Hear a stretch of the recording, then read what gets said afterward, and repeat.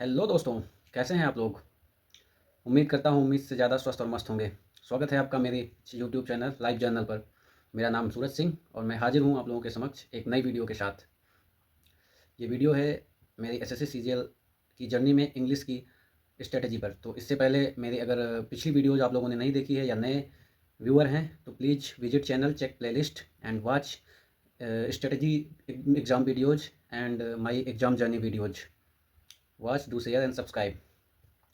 सो मित्रों, अगर आप एसएससी सीजीएल 2026 को टारगेट कर रहे हैं और इंग्लिश के लिए एक बेस्ट स्ट्रेटजी चाहते हैं तो आप सही जगह पर हैं। मैं अपनी जर्नी की स्टार्टिंग करने से पहले बताना चाहता हूं कि एसएससी सीजीएल 2022 में जब मैंने फर्स्ट टाइम इंग्लिश को एसएससी में फेस किया था, 45 क्वेश्चन में से 35 सही थे, 10 गलत थे, 95 मार्क्स आउट ऑफ 135। इसके बाद मैंने क्या स्ट्रेटजी की, क्या चेंजिंग की अपनी एजुकेशन में, स्टडी में, क्या चीज़ें, नई चीज़ें अमल में लाई, जिससे 2023 में मैंने 115 आउट ऑफ 135। इसके बाद सीजीएल 2024 में 127 आउट ऑफ 135 और इस बार सीजीएल 25 में 131 आउट ऑफ 135 गेन किए। ये कोई जादू नहीं बल्कि एक रियल टाइम स्ट्रेटजी है, प्रैक्टिकल प्लानिंग है और वीकनेस पर गहरा प्रहार है। तो चलिए शुरू करते हैं। स्टार्टिंग के कुछ इनपुट्स के रूप में मैं अपनी स्ट्रेटजी से संबंधित विषयों पर विषय में जो बुक्स का इस्तेमाल किया है उनको शॉर्ट में बताना चाहूँगा। मैंने यूज की नीतू मैडम की वॉल्यूम 1। जब 2022 में डिसास्टर हुआ एसएससी में तो बेसिक इंग्लिश के नॉलेज के लिए मैंने ये बुक का यूज किया और वोकैबुलरी के लिए ब्लैक बुक का यूज किया। ये ब्लैक बुक से वोकैबुलरी में काफ़ी ज़्यादा इम्प्रूवमेंट देखने को मिला। और उसके बाद ये मेरे पर्सनल नोट्स जो मैंने बनाए थे उस समय पढ़ाई के इंग्लिश की स्ट्रेटजी के नए दौर में। एक मिनट मैं खोल रहा हूँ। ये मेरे व्यक्तिगत नोट्स हैं जो मैंने इन बुक्स के जरिए बनाए।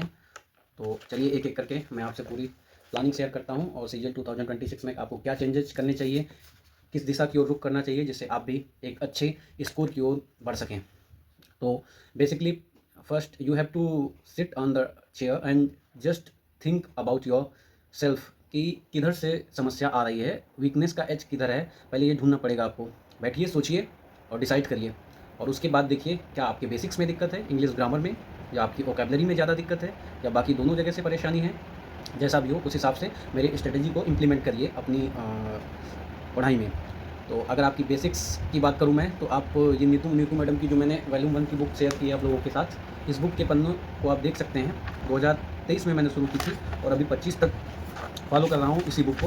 तो आप देख सकते हैं ये बेसिक इंग्लिश, और भी बुक आप देख सकते हैं लेकिन मैंने पर्सनली इसी बुक को से प्रिपरेशन की है बेसिक इंग्लिश की, इसलिए मैं ये कर रहा हूँ। मार्केट में और भी बुक है जो भी आप देख रहे हैं, बस अगेन एंड अगेन उसको आपको इतना स्केलिंग कर देना है पेंसिल से और हाइलाइटर से, इतना रिवीजन करना है इसका कि एक एक बेसिक फार्मूला आपके मस्तिष्क में छप जाए। इसके साथ ही मैं बताना चाहूँगा कि निमिषा बंसल मैडम के जो रूल हैं अप्रॉक्स, माफ़ करिएगा मुझे इस समय स्मरण नहीं है, लेकिन वो जो रूल हैं ग्रामर के वो काफ़ी इंपॉर्टेंट हैं, उनको भी एक बार आप देख लीजिएगा। बेसिक ग्रामर के रूल्स काफ़ी इंपॉर्टेंट हैं, वो भी बहुत ज़्यादा फ़ायदेमंद रहेंगे, काम आए मेरे, इसलिए मैं सोचा शेयर कर दूँ।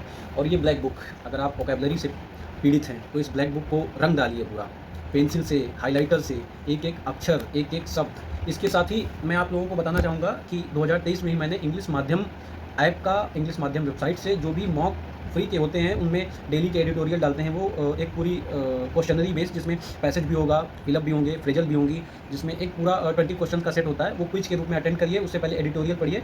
अगर इंग्लिश में आपको 130 प्लस नंबर गेन करने हैं तो आपको पढ़ना, इंग्लिश का एडिटोरियल पढ़ना पड़ेगा और अच्छे से समझना पड़ेगा, क्योंकि आप फ्रेजल वर्ब और प्रीपोजिशन का यूज आप रट नहीं सकते, इनको आपको एडिटोरियल से ही समझना पड़ेगा।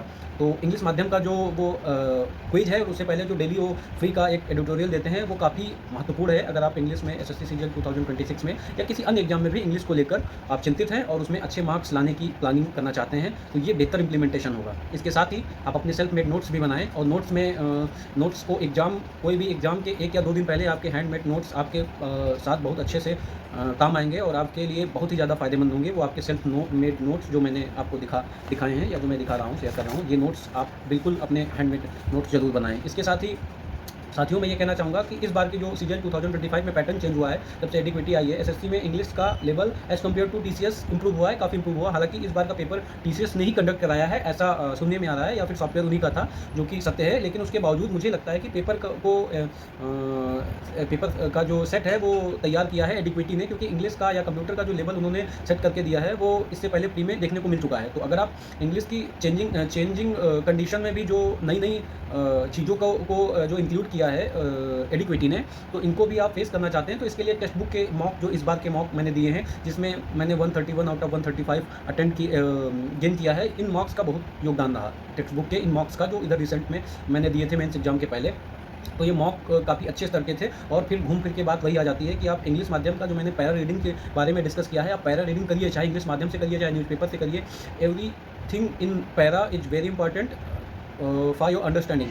जब तक आप उस पैरा को पढ़कर समझेंगे नहीं, रिलेट करना नहीं चीज़ें सीखेंगे, आप प्रीपोजिशन या फिर फ्रेजल वर्ब या फिर सेंटेंस में फिलअप या फिर वोकैबुलरी को कितना रटेंगे, पूरी ब्लैक बुक खत्म हो जाएगी। उसके बावजूद आपको ऐसे ऐसे वर्ड एग्जाम में देखने को मिलेंगे जिनके बारे में आपने पहले नहीं सुना होगा। तो इसलिए कृपया करके वो पैरा, चाहे आप जहाँ से पढ़े, डेली एक एडिटोरियल रीडिंग जरूर करें। अगर इजी रीडिंग, डिफ़िकल्ट पैराग्राफ्स पढ़ने की आदत नहीं है तो पहले इजी पैराग्राफ रीडिंग करें, लेकिन करें। उसके साथ ही बेसिक इंग्लिश के ग्रामर के रूल्स, जैसा कि मैंने दिखाया है नीतू मैडम की बुक, इसको पूरा 1, 2, 3, 5, 10 जितनी बार पढ़ना चाहते हैं पढ़ डालें। बेसिक पूरे इसी से कवर करें।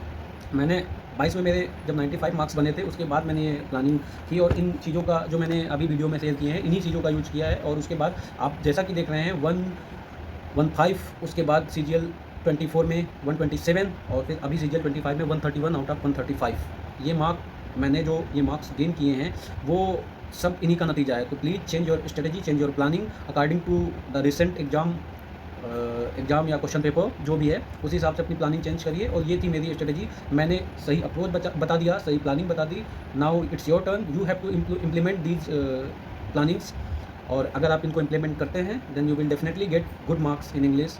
आई think you will get 130+ marks. And मैं आपको बता दूँ, it's very very important feeling, it's very good feeling for an aspirant like me. So do share, subscribe, like.